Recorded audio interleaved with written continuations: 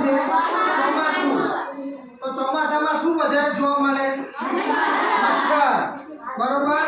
તો મચ્છરને આપણે નિયંત્રણ લાવવું હોય તો શું કરવું પડે? મચ્છરનું નિયંત્રણ લાવવું હોય તો આપણે શું કરવું પડે? ખાડા ખાબોચિયા એવડાવી દેવા પડે. શું કરવું પડે? એવડાવી દેવા પડે. હવે મચ્છરથી કયા રોગો થાય? Malaria, dengue, chikungunya. બરોબર.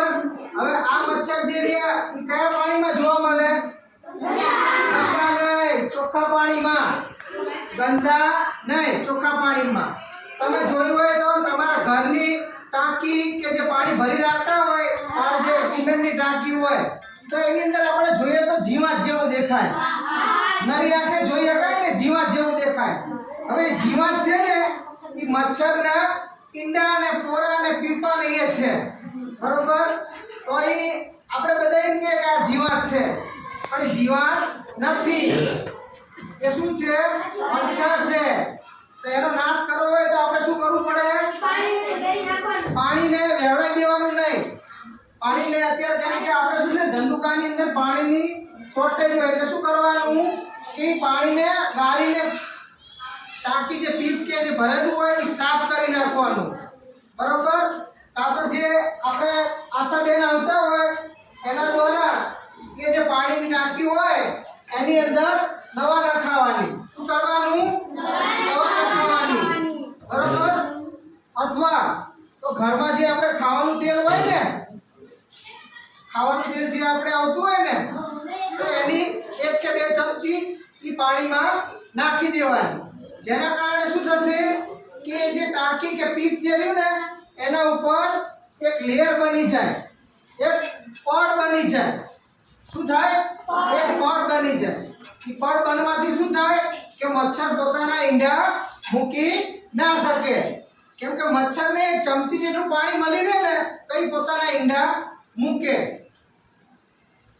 અને એક મચ્છર આપણને કરડે એટલે એ કેટલો ખર્ચો થાય? 20 થી 25 હજારનો ખર્ચો થાય.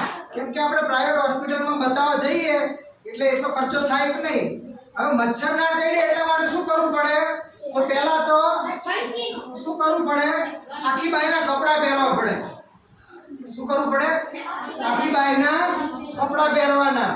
પછી સાંજના સંધ્યા સમયે શું કરવાનું કે લીમડા કે મોરટીન કે જે કછવા અગરબત્તી હોય ને એને સળગાવવાની. બરોબર. સાંજના સમયે લીમડાનો ધૂપ કરો તમે, ધુમાડો. અને ધુમાડો કર્યા પછી રૂમના બારી બારણા બંધ કરી દેવાના. શું કરવાનું? બારી બારણા બંધ કરી દેવાના.